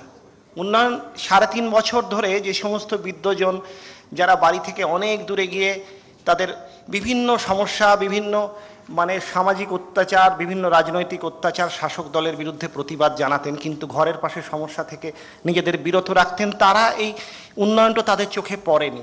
উন্নয়ন মনে হয় শুধু তাদের চোখেই পড়েছে যারা আজকে জনতা জনার্দন, যারা দ্বিতীয়বারের জন্য তৃণমূল কংগ্রেস তথা মমতা বন্দ্যোপাধ্যায়ের মাথায় কপালে বিজয় তিলক এঁকে দিয়েছেন। আমি দুটো উদাহরণ আমার খুব মনে পড়ে। সোমনাথ চট্টোপাধ্যায় একজন বিশিষ্ট আইনজীবী, তিনি যখন পেশায় ছিলেন, যে সময় থেকে তিনি তার পেশা থেকে নিজেকে উইথড্রন করেছিলেন, সোমনাথবাবু নিজের নীতিতে নিজের ভারতবর্ষের সংবিধানের প্রতি আস্থা রেখেছিলেন এবং তার পরিণাম তাকে দল থেকে বিতাড়িত হয়েছিল। এটা কি নীতিহীনতা ছিল না? সৈফুদ্দিন চৌধুরী, কাটোয়ার তদানীন্তন কাটোয়া লোকসভার তিনি সাংসদ ছিলেন। এই সৈফুদ্দিন চৌধুরী সেদিনের যে কথাটা বলেছিল সেই কথাটা তো এবারের নির্বাচনে বাস্তবায়ন হয়েছিল, কিন্তু সেই সৈফুদ্দিন চৌধুরীকে দল থেকে বিতাড়ন হয়েছিল। তাই নৈতিকতাটা, এই শব্দটা আমার কাছে যেটা নৈতিকতা নৈতিক বলে মনে হচ্ছে, আপনার কাছে সেটা মনে হচ্ছে না। এবং এই বিষয়টা এমন একটা জিনিস, আমার যাকে পছন্দ হয় না সে যদি আমার দিকে তাকিয়ে হাসেও, তাহলেও যেন কেন মনে হয় যেন আমার দিকে মুখ ভেঙাচ্ছে। এই পারস্পরিক জিনিসগুলো যারা বলছেন, এই যে দল বদলের কথা, আমি নিজের চোখে দেখেছি ডেপুটি চেয়ারপারসন রাজ্যসভার নাজমা হেপাতুল্লাহ। আজকে নাজমা হেপাতুল্লাহর অবস্থান কোন রাজনৈতিক দলের? জাতীয় কংগ্রেস একদম ধর্মনিরপেক্ষতার জায়গা থেকে তিনি একদম হিন্দুত্ববাদী দল বলে সারা ভারতবর্ষের রাজনৈতিক দলগুলো যে অপবাদ বা যে আখ্যা দেয় বিজেপিকে রয়েছেন। সুরিন্দর সিং আলওয়ালিয়া আজকের বিজেপির সবেদন নীলমণি দার্জিলিংয়ের সাংসদ। এই সুরিন্দর সিং আলওয়ালিয়া তার জীবন শুরু করেছিলেন আসানসোলের বিবি কলেজে ছাত্র রাজনীতির মাধ্যমে। আসানসোল বিবি কলেজের তিনি জেনারেল সেক্রেটারি ছিলেন। কংগ্রেসী রাজনীতিতে পরিপুষ্ট এবং রাজ্যসভায় তিনি প্রতিনিধিত্ব করেছিলেন কংগ্রেসের সাংসদ হিসেবে। সেই সুরিন্দর সিং আলওয়ালিয়াকে যেদিন কংগ্রেসের টিকিট দিতে পারল না, সেই সুরিন্দর সিং আলওয়ালিয়া বিজেপিতে যোগদান এবং রাজ্যসভার সাংসদ এবং আজকে আর দার্জিলিংয়ের সাংসদ। তার এই নৈতিকতা দল বদল।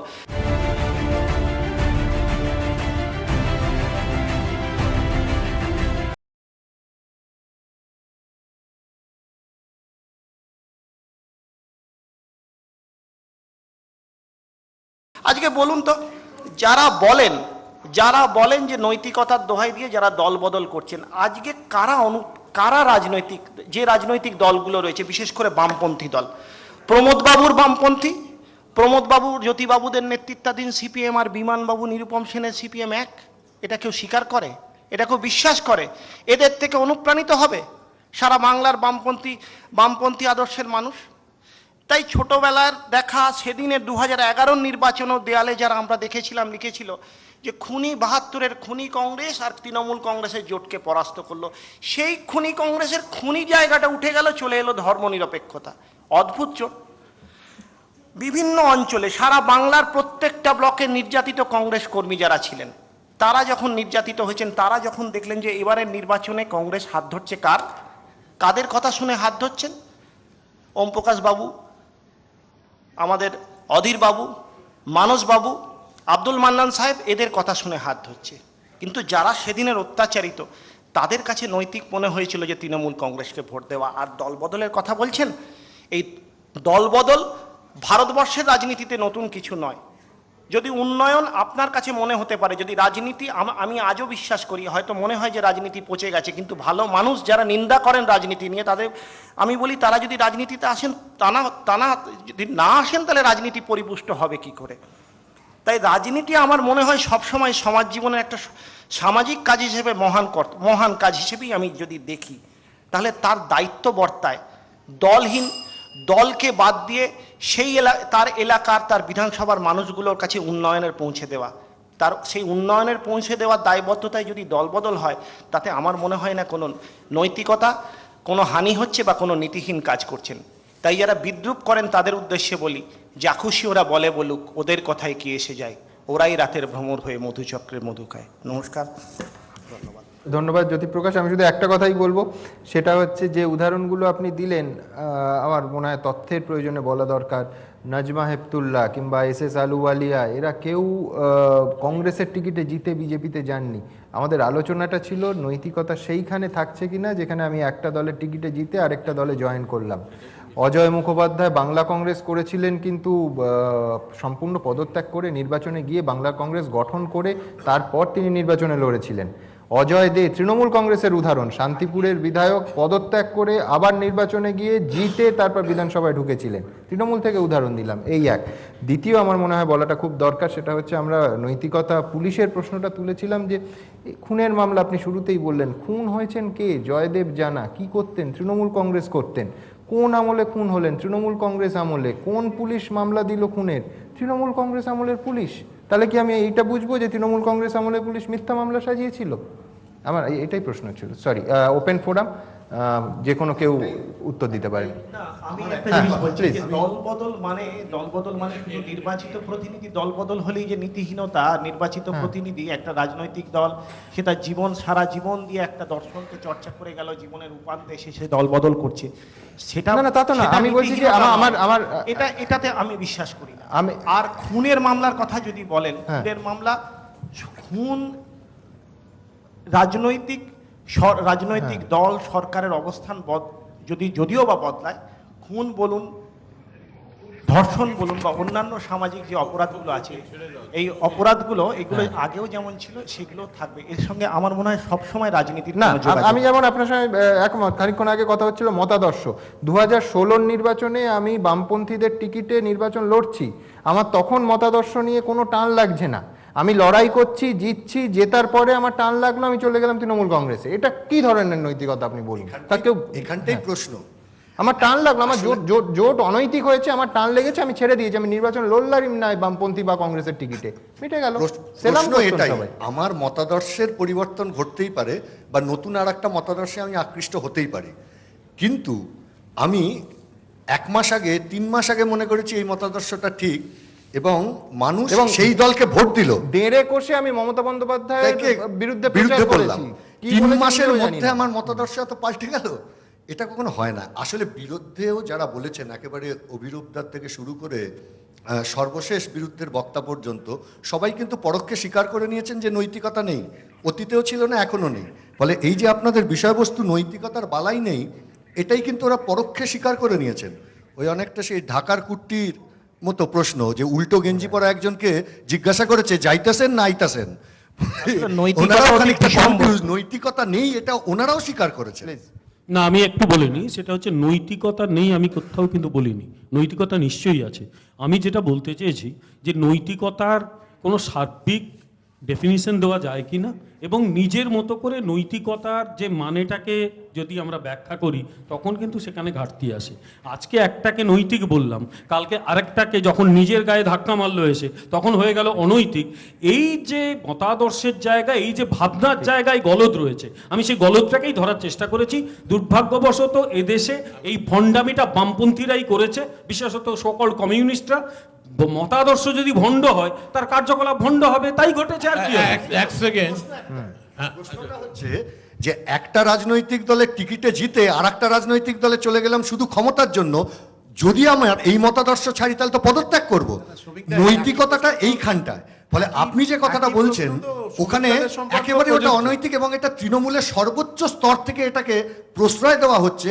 তার কারণ সর্বোচ্চ নেতা নেত্রীদের উপস্থিতিতে পুলিশ দিয়ে ভয় দেখিয়ে, বিডিও পুলিশ দিয়ে ভয় দেখিয়ে অথবা টাকার প্রলোভন দেখিয়ে, অনৈতিকতা এইটা।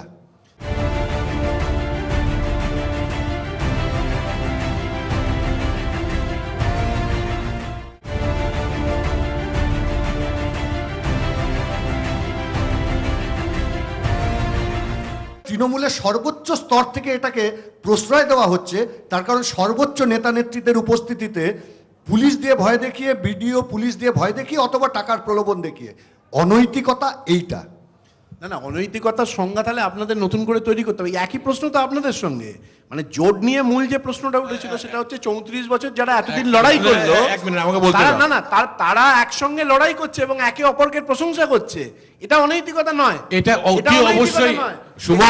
সুমন, এটা অতি অবশ্যই এখানে- অনৈতিকতা এখানে বারবার- নয়। তার কারণটা এখানে হচ্ছে বারবার প্রশ্ন এটা উঠেছিল। ঘোষিতভাবে হচ্ছে, এবং না, ওম এটা প্রকাশ দা, যদি অনৈতিক 1998 হয় সালে- তাহলে মমতা বন্দ্যোপাধ্যায় 1998 কয়বার সালে- তার কয়বার পাল্টেছেন? ওম প্রকাশ মিশ্র, মানে ঘোষিত ভাবে হলে আর অনৈতিক হয় না। আচ্ছা, ওম প্রকাশ মিশ্রের কাছে আমার একটা প্রশ্ন আছে, সেটা হচ্ছে এটা শুনে নাও আগে। সূর্যকান্ত মিশ্রকে মঞ্চের ওপর দাঁড় করিয়ে মানস ভূঁইয়া যখন বলেন যে ইনি জোটের মুখ্যমন্ত্রী, আমি দেখতে পাচ্ছি আমার রাজনৈতিক জীবনে ভুল হয় না, ইনি রাজ্যের মুখ্যমন্ত্রী হতে চলেছেন, সেটা নৈতিক না অনৈতিক যখন মানস ভূঁইয়া বলেন? উনি নৈতিক অবস্থান নিয়েই বলেছিলেন, এখন সেটাকে উনি নিজে আর কি স্থির করছেন যে তার কথাটা ভুল ছিল। আমরা তো এটা বলিনি, আমরা জোটবদ্ধ হয়েছি এবং জোটবদ্ধ থেকে আমরা মানুষের কাছে আমাদের পলিসিসটা নিয়ে না, গেছি। ওম প্রকাশ দার এক্ষেত্রে কাছে আরেকটা আমার প্রশ্ন, না, যে সুমন, 2016 complete করতে দাও। নির্বাচনে বলতে শুনুন মমতা দাদা। বন্দ্যোপাধ্যায় জোটের কথা হচ্ছে, জোট মাস্টার কে? পশ্চিমবঙ্গে জোট মাস্টার নি কে? সবচাইতে বেশি জোটবদ্ধ কে হয়েছে? না, 2000 বারবার করে বিজেপি কোনো সময় কংগ্রেস, কোনো সময় নকশাল, কে জোটবদ্ধ হয়েছে? তাই জন্য আমরা যেটা জোটবদ্ধ হয়েছি, নির্বাচনী সমঝোতা হয়েছে, ডাইরেক্টলি হয়েছে আমাদের। না 2016 সালে মুর্শিদাবাদের একটা কেন্দ্রে ফরওয়ার্ড ব্লক প্রার্থী দেওয়ার পর অধীর চৌধুরী বলেছিলেন যে তৃণমূল কংগ্রেসের থেকে টাকা খেয়ে ফরওয়ার্ড ব্লক প্রার্থী দিয়েছে। সিপিআইএম তখন চুপ করেছিল। এটা নৈতিকতার উদাহরণ। শ্রমিক যে কথাটা বারবার বলা হয়েছিল সেই সময় ফরওয়ার্ড ব্লক থেকে আরএসপি তারা একটা ব্যানার টাঙিয়েছিল সেই জ্যোতি বসুর কথা, যে বামফ্রন্টের যে ঐক্য, সেই ঐক্যকে চোখের মণির মতো রক্ষা করতে হবে। তৃণমূলের সেটা মারামারিতে অনৈতিকতা আজকে নয়। দুজন লোক মারা সেটা গেছে অনৈতিকতা পশ্চিমবঙ্গে, কি নয়। করা যাবে?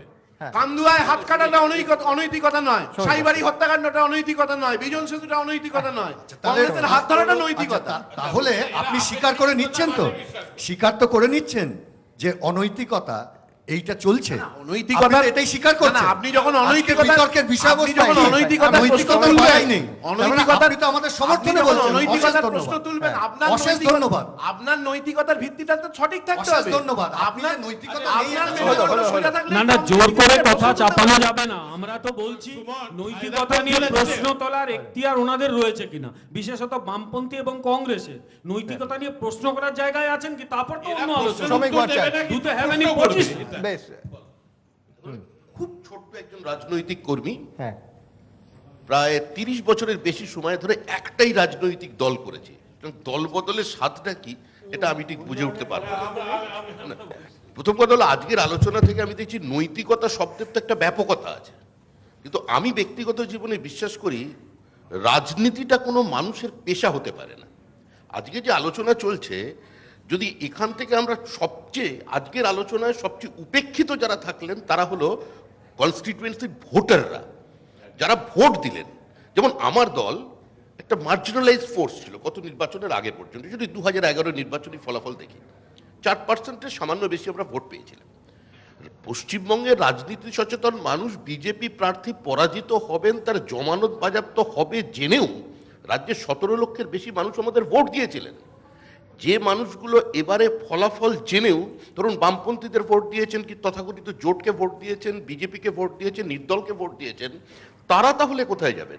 তাহলে নৈতিকতার তো ব্যাপকতা নিয়ে আমরা কথা বলবো, কিন্তু রাজনৈতিক দলের যে সংজ্ঞাটা, যদি কোনো রাজনৈতিক দলের নির্দিষ্ট এজেন্ডা না থাকে, মতাদর্শ না থাকে, তাহলে রাজনৈতিক দলের সংজ্ঞাটাই তো রাষ্ট্রবিজ্ঞানী আমাদের পাল্টে ফেলতে হবে, তারপরে তো আলোচনা চলবে। আর প্রশ্ন হলো অবস্থান পরিবর্তন তো নৈতিকতার নয়।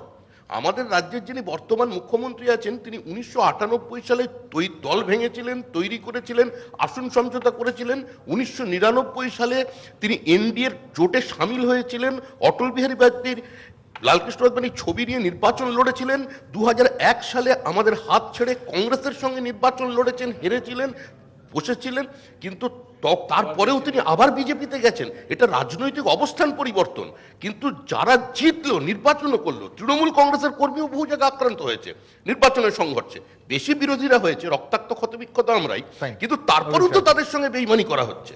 দল তো বিশ্বাসঘাতকতা করছে মানুষের সঙ্গে নয়, দল তো ভোটারদের সঙ্গে শাসক দল বিশ্বাসঘাতকতা করছে। আমি একটাই কথা বলবো যে আমি এখনো বিশ্বাস করি যে ভোটারদের নৈতিকতা আছে, সাধারণ মানুষের নৈতিকতা আছে, এবং মোটের ওপর রাজনৈতিক দলগুলোরও নৈতিকতা আছে। এই অর্থে যে এই যে দু একটা ইনসিডেন্টের কথা আমরা বলছি, এগুলো স্ট্রে ইনসিডেন্ট, এগুলো ওপরে ওভারঅল নির্বাচনের ফলাফল নির্ভর করে না, পশ্চিমবঙ্গে করেনি, অন্য কোথাও করতে ওটা পারে, তো সেই আমি জানি জন্যই না। তো প্রশ্নটা নির্বাচনে প্রয়োজন তৃণমূল কি কংগ্রেস ছিল? জিতেছে, এক সেকেন্ড, নির্বাচনে প্রয়োজন তৃণমূল কি কংগ্রেস ছিল? জিতেছে। মানে এদের ছাড়াই তো তৃণমূল কংগ্রেসের এই বিপুল প্রয়োজনটা তো সবসময় বোঝা যায় না, আগে থেকে বোঝা যায় না। এটা মানে একটা পয়েন্টের পরে গিয়ে হয়তো বোঝা যায় আমি প্রয়োজন বলছি- ছিল না। এটাকে ফায়দার আমরা কোনো শেষ এটাকে 10 জন আমরা বামপন্থী বা সুমন, কংগ্রেসের ফায়দার কাউন্সিলর কোনো নিয়ে শেষ তৃণমূলের নেই, কি? না, তাই এটাকে জন্য- আমরা হাইন্ডসাইট বলতে পারি। মানে তাদের যে- প্রয়োজন থাকতে পারে তৃণমূল কংগ্রেসে আসা, তৃণমূল বুঝতে কংগ্রেসে পারছি। কি প্রয়োজন তাদের হ্যাঁ, নেই? কিন্তু সেটা হাইন্ডসাইট, হ্যাঁ। মানে একবার ঘটে যাওয়ার পরে আমরা প্রশ্নটা করতে পারি প্রয়োজন ছিল। এটা ঠিক, ওরা কিন্তু জিতে গেছে। আজকে ডিবেটে জিতলো কিন্তু এরা, কারণ কি যারা নৈতিকতায় বিশ্বাস নেই, যারা ফায়দাপন্থী, তারা জিতলো, কারণ কি তারা মনে করে নৈতিকতা আপেক্ষিক। তাই জন্য আমরা বলবো যে আমরা নৈতিকতার পক্ষে, হেরে গেলেও আর কি আমরা সঞ্জয় বাবু। আমাকে বলছেন আমার বক্তব্য হচ্ছে এগুলোর বাইরে। অভিরূপ, একটা জিনিস ভেবে দেখো যে পশ্চিমবাংলার প্রধান রাজনৈতিক ব্যক্তিত্ব এই মুহূর্তে বলছেন, আমি খবরের কাগজে পড়েছি, আমি তাকে চিনি না, যে একটা শুনছি আনন্দবাজার পত্রিকা দেখেছিলাম যে ওই সারদা নারদা এসব নিয়ে যে দুজন মন্ত্রী বা দুজন বিশিষ্ট রাজনৈতিক নেতার নাম করে যেটা কি বিক্রি না যেটা কয়েকটা লক্ষ টাকা দেবে। আমি সেন্টেন্সটাকে বলছি যে বিক্রি হলে ভারতবাসীর নৈতিক মান এত দরিদ্র না যে সে 2 লাখ টাকা চুরি করবে।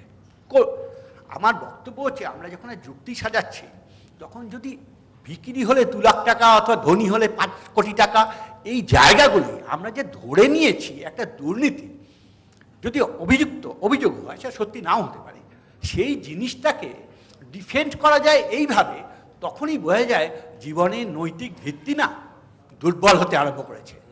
এটা কিন্তু রাজ্যের প্রধান ব্যক্তিত্ব বলছে। আমার একটা প্রশ্ন একটু 30 বছরের বিজেপি নেতা শ্রমিক ভট্টাচার্যের প্রতি, সেটা হচ্ছে যে বনগাঁ উপনির্বাচনের প্রার্থী নির্বাচন করেছিল বিজেপি, আর শুনছি সামনে তমলুকের যে উপনির্বাচন হবে মানে লোকসভা সিটে, তাতেও নাকি লক্ষণ সেট অ্যাপ্লাই করেছে আপনার দলে, এবং আপনার দলের সভাপতি বলেছেন যে হতেও পারে হয়তো। কোনো সংবাদপত্রের সংবাদ নিয়ে আমি এখানে কোনো বক্তব্য রাখবো না, কিন্তু বনগাঁ উপনির্বাচনে যিনি প্রার্থী হয়েছিলেন তিনি আমার মনে হয় না ঠিক যে প্রক্রিয়া প্রার্থী হয়েছিলেন এবং তার রাজনৈতিক অবস্থান তখন কি ছিল তার সঙ্গে আজকে যে দলবদল করা হচ্ছে, যে কারণ সকালে মন্ত্রী ছিলেন, তিনি প্রার্থী হননি, তিনি প্রার্থী হননি, আপনার অফিসে বসে সাংবাদিক সম্মেলন করলেন, লক্ষণ সেটের সঙ্গে কথা বলছেন আপনি, তমলুকে প্রার্থী দাঁড় করাবেন, তারপরে আপনি নৈতিকতার কথা বলবেন, অবশ্যই শুনবে, আমি একটুখানি বলি, একটাই শুধু বলি সমীর বাবুকে, উনি সাধারণ মানুষের কথা বললেন তো, আমি শুধু ওনার পক্ষেই কথাটা বলছি। ভোটাররা ভোট দিয়েছেন, ভোটাররা কিন্তু ভুল করে না, আপনাকে বলি ভোটাররা ভুল করে না। অটল বিহারী বাজপেয়ী উদাহরণ দিলেন, তিনি ফার্মলি দাঁড়িয়েছিলেন আমি কোনো অন্যায় করবো না, হারবো, তারপরে উনি 6 বছরের জন্য ফিরে এসেছিলেন। তাই মানুষের উপর আস্থা রাখতেই হবে, নৈতিকতা অনৈতিকতা আমাদের নষ্ট হবে না। এরপরে কোনো কথা হয় না। আমার সময় একেবারেই শেষ। পৃথিবীর যে কোনো গণতন্ত্রে আস্থা রাখলেন না, তাদের রায়দানের প্রতি আস্থা রাখলেন না, মানুষের রায়কে সিপিএম কে দেখলে ক্রমশ আমরা একেবারে আমার সময় শেষ। পৃথিবীর যে কোনো দেখুন গণতন্ত্রে বা গণতান্ত্রিক বিতর্কে শেষ কথা কিন্তু বলে মানুষ, শেষ কথা বলে সময়, শেষ কথা বলে ইতিহাস। আমরা শুধু এইটুকু বলতে পারি যে আমরা সেই ইতিহাসের গ্যালারির দর্শক হিসেবে শুধুমাত্র নজর রাখতে পারি বিশেষ বিশেষ অনুষ্ঠান এবং চমকের দিকে। আমার শেষে শুধু একটাই নিবেদন, দয়া করে রসিকতা করে একবারে উড়িয়ে দেবেন না, সেটা হচ্ছে অলিম্পিকে দীপার অসাধারণ ভল্ট আমরা দেখেছি, কিন্তু যে আয়ারাম গয়ারামদের অবিশ্বাস্য রকম পলিটিক্যাল ভল্ট আমাদের দেখতে হচ্ছে, আমাদের বিনম্র আবেদন পরের অলিম্পিকে তাদের যদি একটু ভেবে রাখেন। আপনাদের সবাইকে ধন্যবাদ, ভালো থাকবেন, শুভরাত্রি।